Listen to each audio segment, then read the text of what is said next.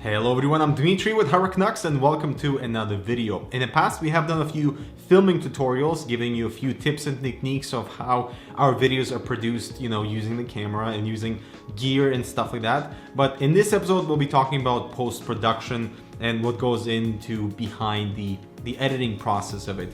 It won't be super technical, but I will be giving you guys the concepts and ideas to take away from it so that you can apply it to your own workflow regardless if you use the same Adobe CC 2016 suite or not.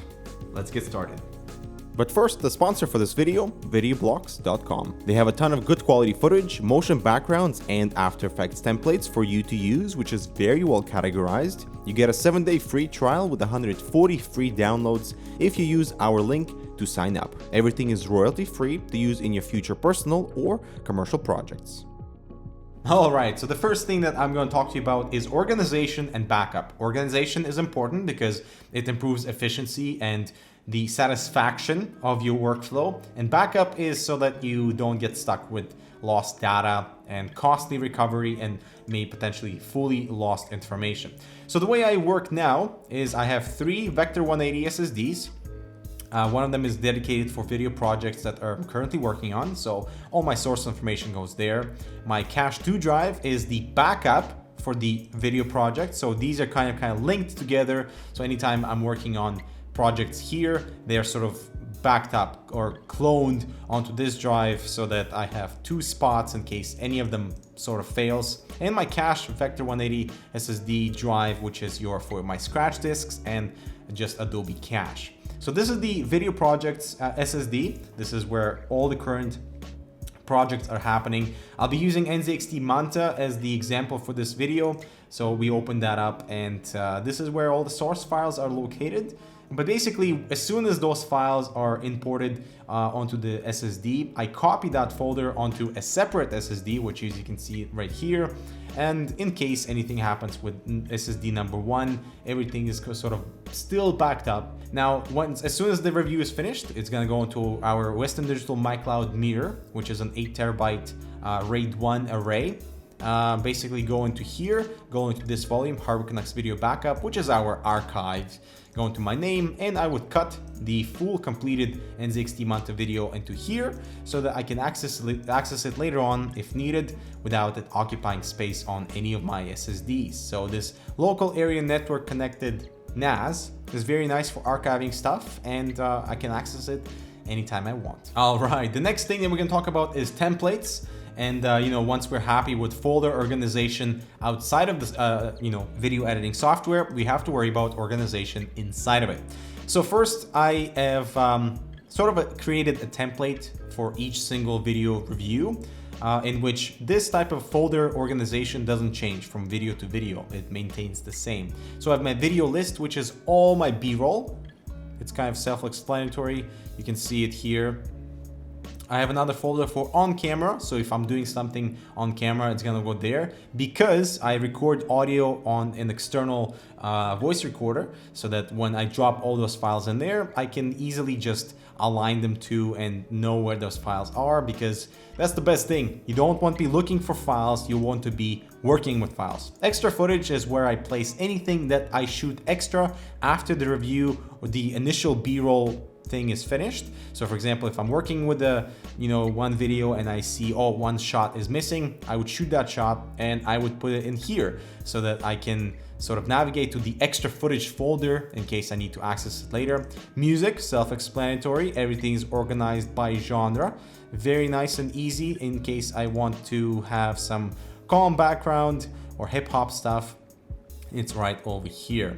Titles is where I place my text easily, so it's not like just floating around anywhere here. And pre-rolls, our pre-roll spots that I would create would go here and can be accessed easily in the future. So coming back to the idea of templates, it's very important to create this sort of flow structure. So like folder stuff inside the video editing software so that you follow the same structure for all future videos. Now I want to talk about storyboarding.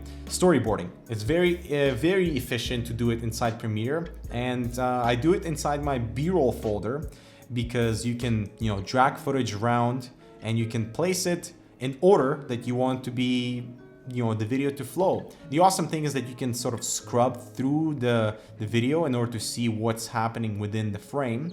And that's very important because you can basically compile your entire video structure before dropping it into the timeline. And something very important for my Adobe friends here, let's enter another sequence here. Let's say I want to select all my footage and drop it into the timeline below me. I would do the following. I would select all the footage, automate the sequence. Once this pops up, I would ignore audio because we don't want any of the audio files coming up here. I would leave this in this type of format, click OK, and it would insert all these files in the way that I ordered them. So all I have to go do now is basically go in and cut them out, shorten them and trim everything, and work in this type of workflow with footage already aligned in the order that it would be in the final review. It's a big time saver because once you storyboard inside your video list folder, it allows you to basically get in here and quickly cut the review without having to worry about the placement and the order of each file. All right, let's move on to a few workflow tricks and tips that I can give you guys. Everybody's asking me about the adjustment layer and what the hell is it and why it's there and what type of things you have on it. So the adjustment layer applies any effect that is applied to it for anything that is underneath it. So right now, I have a few adjustment layers because I wanted to create different color effect for each of these sequences inside the timeline. But right now, this adjustment layer spans the entire portion of the filmed review video, which is basically allows me to color correct and make sure that everything looks good in one single go. I do not touch this adjustment layer because I filmed with basically exactly the same settings throughout the every single video, and therefore I don't need to tweak it. I do have color adjustment applied to it, so just some toning stuff, increasing my contrast, use some shadows, crushing the blacks a little bit. I do not touch the white balance because that's saved in the camera. Inside the creative, I do add a bit of faded film, sharpening, no touching of the shadow or highlight hints. Don't touch the curves either, and I go into color wheels and I bring up the highlights into the orangey portions a little bit and my midtones into the blue and purples, so that you have a bit of a filmic look where the black are not exactly black, but they have a bit of a bluish purplish highlight tone to it. So this is with and without, with and without. So that is it for my adjustment layer. Next is I follow the audio cues. So this is my voiceover layer right below it. I wrote it and I recorded it, and I have a pretty good idea of what I'm going to be talking about in the beginning and in the end. So this is a good representation of when using a break. Let's see, there's that tiny break in the audio to transition to another shot, bam, and there's another one where I talk about something else, and bam, a little transition, another little break here, and bam. Obviously, I don't use these breaks as the only cue and when to cut the video, but it does help when I edit. You also want to be careful not to apply too many transitions, too many crossfade transitions, or too many hard cuts. So this is an example of a hard cut. Bam. See how there's no transition, it just goes to another shot. And this is a transition of a crossfade. So both shots have a bit of motion in them, a bit of rotation and motion, and I thought it was appropriate for this crossfade to appear here. There's no rule of thumb, you just have to follow what looks natural and what looks the most balanced. Here's a little tip: when I type in wipe, it brings up my wipe transitions, and this is the one I use the most. You notice that the transition follows the same lines of the composition of the video. This is important because you don't want to be creating sort of a vertical transition on something that maybe has a lot of lines or circles. Obviously, not in all situations, but you have to be aware of the composition of the background track before applying a wipe transition. But the cool thing is you can change the location of where the wipe is coming from the bottom, from the angle, from which angle, and it's cool to have that transition. Bam, it works because we have nice straight lines, and you have to look into what makes sense and what looks natural. Next thing, everybody's asking about audio and what are the levels like. Volume is not the same as levels, okay? Volume is based on the amplification of your source through your headphones or your speakers. Levels are these things. So the actual levels, it's like a meter of what the audio is actually like, will be across the board.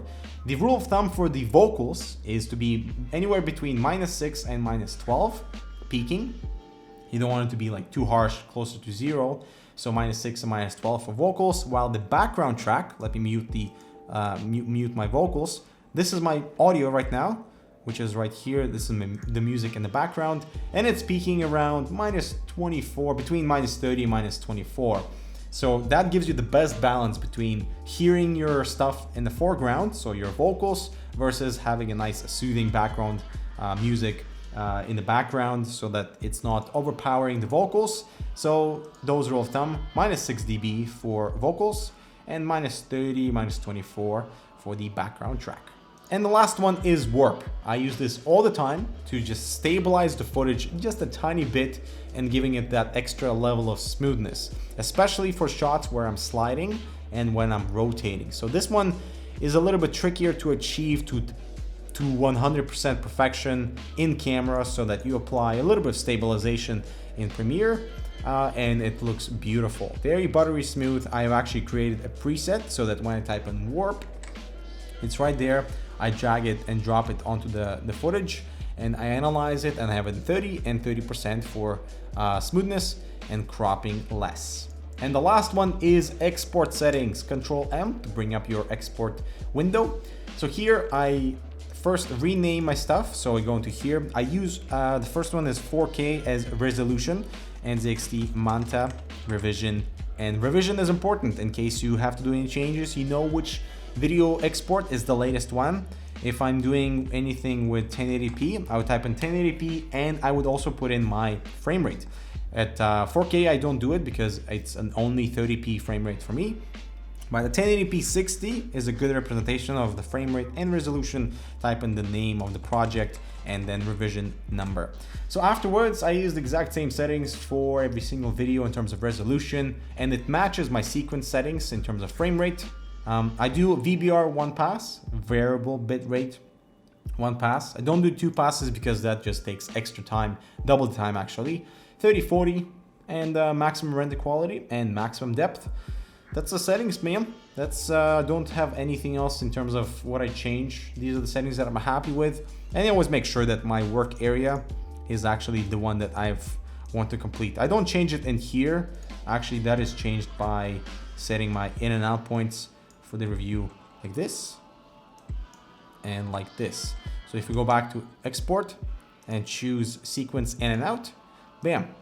So the entire review will be rendered based on those in and out points. I would do Q, and I use Adobe Media Encoder simply because while that's rendering out the video, I can still use Premiere, you know, maybe compiling footage for the other projects and stuff or something like that. But we use CUDA acceleration because of our NVIDIA GPUs. And if you have an AMD GPU, you can also enable GPU acceleration with OpenCL. And if you don't, well, CPU only. And just as a reminder on how you could potentially utilize videoblocks.com footage, assets, backgrounds, and After Effects compositions in your own creative work, I've compiled this little composition on how I would personally utilize those assets in a video introduction to, say, my camera gear. Here it is.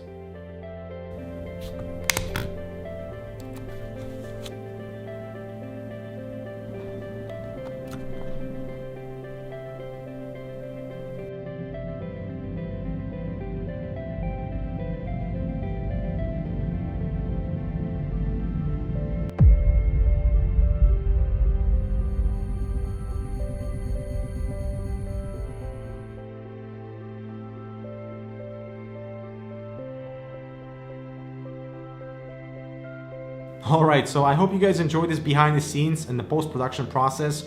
I hope it was helpful to you, and for any video editors watching, maybe you can take away some of the concepts to improve your own workflow, or if you have any ideas and suggestions on how I can improve mine, leave them in the comments down below. And also, a few things to take away from this video to recap Organization, important inside the software and outside for data management. Backup, very important. We recently had our RAID 0 loss, and data wasn't backed up, and unfortunately we lost a lot of video files. And number 3, it's very important that you create your own templates. Templates are important to streamline that video editing process, so you don't have to redo multiple things that are already created that work best for you. So storyboarding inside the software before you drop your video footage onto the timeline. For me, the Manta video took me 45 minutes to edit once the footage was dropped into the timeline. Of course, there's a lot of work that goes into the preparation stage before you actually start to cut things inside the timeline, like storyboarding, making sure that the order is correct, what files goes after what, the voiceovers and the scripting stuff. Obviously that goes into the preparation stage as well. But as long as you have that streamlined and you know what process goes after what, it will drastically improve your productivity when it comes to video editing. So that is it for the post-production editing process. I hope you guys enjoyed it. I'm Dmitry with Canucks. Thanks so much for watching. We'll see you in the next video.